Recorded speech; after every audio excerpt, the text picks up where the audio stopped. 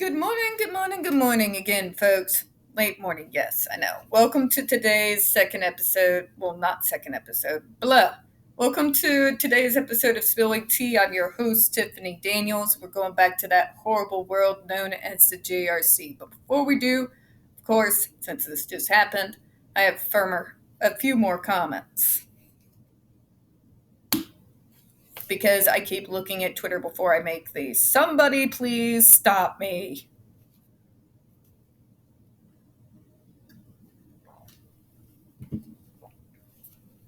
I said at the beginning, when I first jumped into this fight against AH and this stupidity, what I was doing it for. Wasn't celebrity.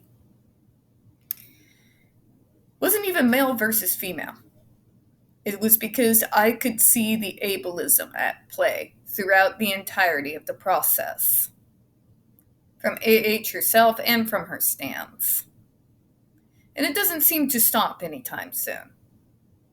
I'm working against a far bigger problem. A problem that very few media outlets actually are even willing to acknowledge exists. But just by seeing the stories they choose to cover as opposed to the real stories out there, my work is more than cut out for me. See, I'm going to continue to focus on the very same thing that brought me to his case in the first place. Ableism. The fact that the media is all too happy to portray people like me as monsters, unfeeling creatures, subhuman, who will in fact use some of the things that come from our diagnosis as a means to demonize us. The fact that Hollywood thinks absolutely fucking nothing about making a movie with someone like AH that compares an autistic child to demonic possession. Let's not even get into the fact of this asinine concept that they want to have her correctly diagnose autism in the 1800s before it even became an official diagnosis. That's another conversation entirely. I'm going to continue on fighting the same fight I have fought since I was 19 years old. I am going to continue to pursue the JRC, Agape boarding school. I'm going to keep attacking ABA. I'm going to keep going after the institutions that continue to make money off of our backs while portraying us as monsters and subhuman until the day I die. That is what I'm going to be focusing on. That's what this channel is all about.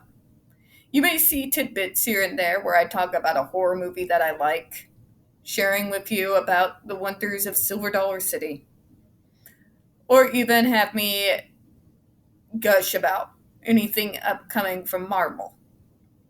But primarily, this is what this channel is for, to expose the ableism, the inhumane cruelty, and the savagery in which people like me are attacked from the time we are young children. It is attacking a system that thinks nothing about parents filming their kids at their most fucking vulnerable as a means to use them for fucking sympathy points and then later on make money off our backs. It's to attack the anti-vaxxers who continue to insist that a vaccine that is used to save millions of lives every year is causing the autisms. That's what I'm here for. That's what I've always been here for. That's what I'm going to continue to be here for. I know some people are angry right now. I mentioned that in my last video. But for me, there are more fights to be had. There are more court cases than I can shake a stick at this point. There are more things in the works legislatively that can go either good or bad for people like me. that we're going to be covering on this channel. We're going to continue to cover a system that uses us and abuses us and then throws us away. That's what I'm going to continue. And it is a fight that I do not see any end in sight. Okay? I welcome any and all of you to join us and those who follow this channel in that fight. We need all the help that we can possibly get right now. All right. I'm going to need you all to chill out. The verdict stands. I'm going to address this, and then we'll move on to the JRC. This is not actually a settlement. A settlement would have been had they settled outside the courts before the Virginia trial. That would have been a settlement. The Virginia trial has already taken place. She has been found guilty on all 3 counts. What has been done is simply a little bit lessening of the burden on her when it comes to monetary. Because let's face it, if anybody thinks this woman was going to pull $15 million out of her ass to pay him, I got a river in Egypt, I'm going to tell you. She doesn't have that kind of money. Not even at the height of her power did she have that kind of money. And he knew it. This was never about money. He made his point. He did what he set out to do. At this point, if you are pushing him to fight even more, it was his fight. Okay? So I'm going to do what I always said I was going to do. There are many miles before I sleep. There are others out there who deserve justice. The survivors of the Judge Rotenberg Center deserve justice. The kids who walk their halls deserve to live a life without fear. The survivors of Agape boarding school deserve justice. Those boys deserve to be in places where they don't have to live every moment in fear. People with disabilities deserve the right to be able to live as their authentic disabled selves and not be portrayed as monsters and subhuman.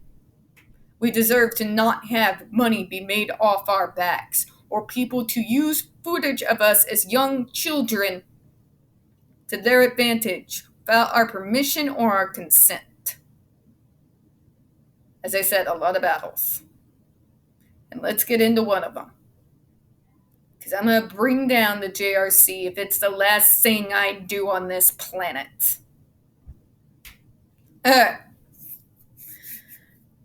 Sorry, I'm a little fired up this morning. In the description box, folks, you're going to find a link to the article that the Judge Rotenberg Educational Center doesn't want you to read. It is written by NeuroClastic, a small non-for-profit started by autistics for autistics, wherein they interviewed and surveyed over 900 ABA professionals in regards to the JRC's quote-unquote behavioral modification program. Matter of fact, the JRC doesn't want you to read this article so much, they have threatened NeuroClastic with a defamation lawsuit if they did not remove it from the website. NeuroClastic has refused, so you know the drill. Please read that article and share on all your social media. We also have linked in there NeuroClastic's public statement in regards to the defamation lawsuit threat, as well as a link to their GoFundMe. We are crowdfunding, folks, in case the JRC actually have the balls to see through with their threat. We got the pertinent links to the Agape boarding school situation as well. Agape boarding school is a Christian-themed boarding school based out of Stockton, Missouri that takes in so-called troubled male teens that has and pending over 21 civil lawsuits, claims, and allegations leveled against it based on hard evidence and substantiated by the Missouri Department of Social Services that include rape, sodomy, sexual assault, child abuse, psychological and emotional abuse, child trafficking, and yes, starvation. and that's just for starters. We got one former staff member arrested by the FBI, another, a doctor who still lives on the premises with full access of the boys, up on multiple substantiated claims of rape, sexual assault, sodomy, who's still there. Got an attorney general who really doesn't give a shit about the kids of Missouri. And we got a governor who's hyped up on a power trip from hell. So, you know the drill. Please share those articles. Don't forget to share and sign the change.org Shut Agape Boarding School Down petition. We got the pertinent links to the Stop the Shocks campaign as well, including Autistic Hoya's massive archive on the subject, the templates, and the ever-present self-explanatory change.org Shut the Judge Rotenberg Center Down petition. We have a link to Jennifer Masumba's behavioral sheet of shockable offenses, and a clip out of the 7-hour ordeal undergone by Andre McCollins in 2002. When we discuss the JRC, you're going to hear vivid descriptions of and catch clips of surveillance footage of peoples with disabilities being tortured and abused. If you got young children present, please go ahead and use your headphones, all right? All right, good. Good. Now, let's go back to the insanity that is the JRC, shall we?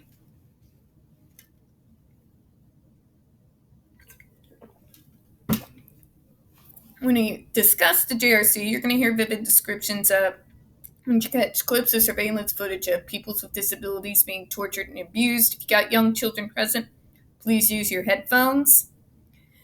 This channel is marked not for children for a reason. We use profanity and talk about dark subjects. If your child is 16 and younger, parental supervision is advised. Trigger warning, we are about to descend into the mad ravings of a lunatic mind known as Dr. Matthew Israel. You're going to hear gaslighting, victim blaming, abuse apologencia, blame on advocates like moi. It is general, complete, utter stupidity. So apologies for that in advance, all right? Okay. So back to where we were. Excuse me. A key procedure in treating problem behaviors at JRC is to make behavioral contracts with those students who are capable of benefiting from them. Oh my God, could you get more condescending? This is what I mean about infantilization, folks. So he's talking about for those who can understand them. See, most people, for reasons that are beyond me, believe that everyone who has autism is stupid. I have an 186 IQ that begs to differ, and if you want to ask me, do I got the papers to back it up? Why, yes, I'm glad you asked. I'd have to dig. God, my closet's a mess. I don't want to discuss it. It's the stuff of nightmares. But I still have the paperwork. And I'll do it. I don't like it, but I'll do it just to make a point.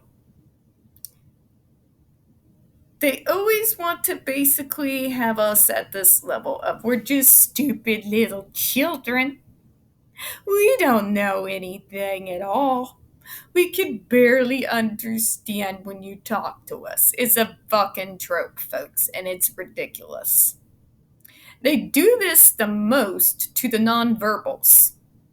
Out of all of us who carry this diagnosis, the people that they infantilize, the people that they treat with the most condescension and just fucking bigotry would be the nonverbals.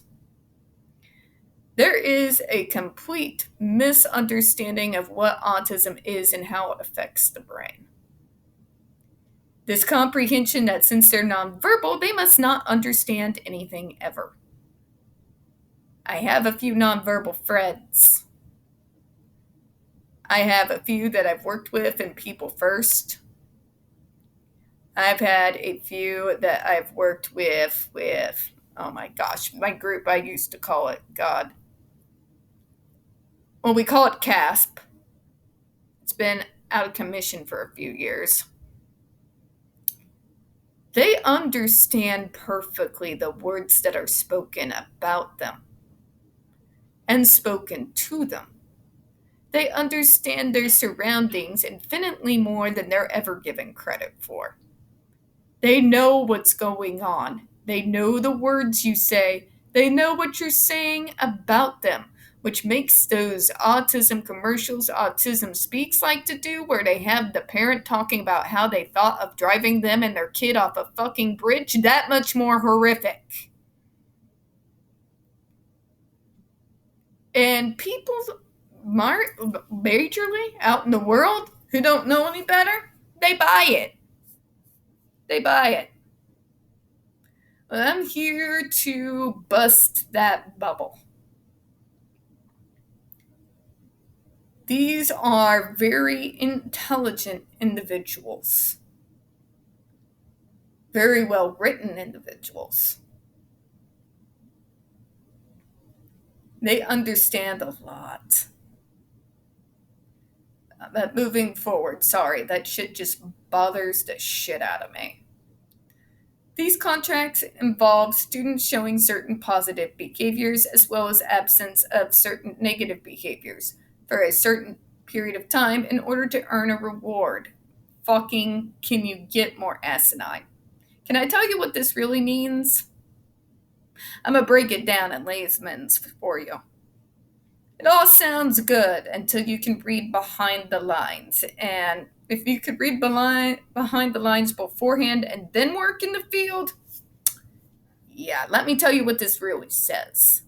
What this is really saying is if the kid acts like a neurotypical, talks like a neurotypical, walks like a neurotypical, dresses like a neurotypical, and if they cannot do that, if they instead act like a complete non-feeling robot, they'll get a reward. They're not going to be rewarded if they do well, if they do so being their authentic autistic selves. If we even react in joy for hitting a milestone in a way that even smells of autism to these people, guess what happens? Yeah. Just wanted to clarify that, since he won't. At first, proportionally large reward may be given for a small improvement in behavior. God, I hate this shit. If the student succeeds, the amount of improvement called for in the next contract will be increased slightly. The process continues until the student is showing large improvement in order to receive the rewards. It's the performing seal. What did I tell you, folks? They might as well be basically looking at us like animals in a zoo. Or if we perform and do tricks for them, we'll get a treat. That's what this is, folks. In case you were wondering, that's what this is. And that's what ABA is. It doesn't look at us as human beings. It looks at us like we're fucking circus people performing tricks. This is a thing that they do to kids really fucking young, where they will teach us to mask without realizing that's what they're doing, and pretend every day of our lives. And it's in pretending to be something other than what we are that we get rewarded. So what does that teach us on a psychological level? How does that affect one's mental health? But now you're acting appropriately. Shouldn't you be glad? It's not me, Karen. That's the problem.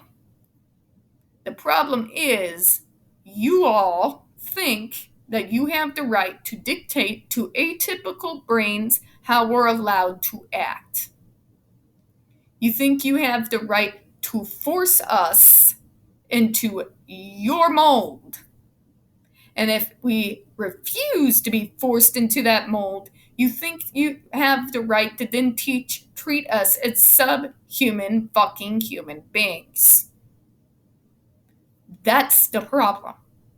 When you take a young child of 5 and you put them in ABA, and you use this method, it teaches a certain level of self-hatred that I don't think, if you're a neurotypical watching this, you can actually understand. It is basically telling us that we have to earn the right that neurotypical kids just have. Okay? it immediately starts putting into our heads from day fucking one that they're better than us. That nothing we do is ever going to be good enough. And that in order to even get a small amount of what neurotypicals just get, we have to pretend to be somebody else every day of our lives, because who we are as authentic autistic human beings is not worthy of these rights. Do you know the trauma and the damage that does? Just think about it for a moment. See, JRC, again, they are the most extreme example. But all elements of what they do can be found throughout ABA. They didn't just pull it out of their ass out of nowhere. Did they take it to insane cruelty? Of course they did. But as much as I hate to say it, they aren't the root. When you have a person who created this therapy, who says first you have to break the child, where you have what looks like a human being but actually isn't, so we have to mold and reshape them, you should be concerned. Okay? This is what I mean when I say my fight is very much not over.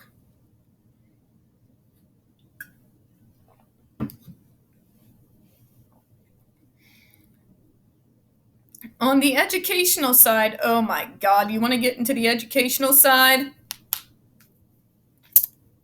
Try me, Dr. Israel. On the educational side, JRC employs both computerized self-instruction as well as group instruction. Can I say this coming from Gen X? Of all the things that I have to complain about society's current educational program, one of the worst things to come out of it is the computerization of the classroom. Yes, I know, I'm getting into one of those back in my day. But you've completely dehumanized education. Part of the idea of public school was not just about educating, it was also a social construct. A way to help to not just mold young minds, but also teach, proper social things that you're going to need as an adult. When you've basically taken that away, especially from the autistics who are fucking forced through the hellhole that is public school, and you computerize everything, you're not teaching anymore. Part of teaching is human-to-human interaction. This is coming from someone who's an antisocial person who doesn't like the people. If I'm telling you that there's something wrong here, you should probably be thinking about it. The things that made me pursue education as a child was not computers. It was the teachers, especially those who were in love with their subject. My music teacher, Max Akers, being one of those individuals. I had, oh my gosh, I believe Miss Mounts, my third grade teacher, who, by having that student-to-teacher interaction, showed her passion for Greek mythology, that then had me grabbing every single book on the subject I could get out of the shelves, and then had me digging in for more stories, more history. And it was very much evolved from that teacher, passionate about her subject, that I studied religions, mythologies, and histories from all over the world. You can't get that from a non-sentient computer screen. Okay? I just wanted to say that there. The former enables each student to learn his or her own pace, to receive immediate feedback from the computer as to whether he or she is right or wrong, and to avoid the frustration many of our students experience when they have fallen behind the traditional group instruction process that was provided in their previous schools. Again, we're going to attack the public schools. He does this a lot, you've noticed. But the other schools, and it gives immediate response. I am so tired of this fucking generation and their need for instant gratification, I can't even see straight. And this idea, this asinine, condescending idea that autistics need, want, desire immediate results frustrates me to no end. Like, you guys don't even know. You don't even know. I'm not here for instant gratification. Okay? Nor was I in school. I wanted to fucking learn. What most people neglect to tell you is the fact that many of us autistics, especially if we find an area of hyper-focus that we like, will actually be learning things far beyond, way beyond that of our neurotypical peers from the same age group and in the same grade level. Oh, but Dr. Israel doesn't want you to know about that. Nor does he want you to know the fact that this is true, whether you are a speaking autistic or a non-speaking autistic. This is what I say when I say that he's not actually trying to form young minds and give them a future. We're just experiments. And he'll say whatever he has to say to make it sound good. And as far as your computer programs and instituting instant gratification, you're doing a massive disservice to this entire generation. And I'm not just talking about the JRC. I am eyeballing current public schools right now. This whole society right now is instant gratification. When you do that, all ideas of rewards become pointless. They're no longer special. Those few things that we would do for ourselves every so often as a treat lose their meaning. I got a lot of problems with instant gratification culture. But that's for another day. We're going to go ahead and close out on this. We don't get very many views on this channel. The few that we do get tend to get removed from time to time. So please don't forget to hit the like button, hit subscribe, and don't forget to hit the comments. I do appreciate your time. And as always, we here at Spilling Tea hope you have a good one. We got one more video to do after this. And then I'm playing Dunk Pong. Bye-bye, everyone. Bye.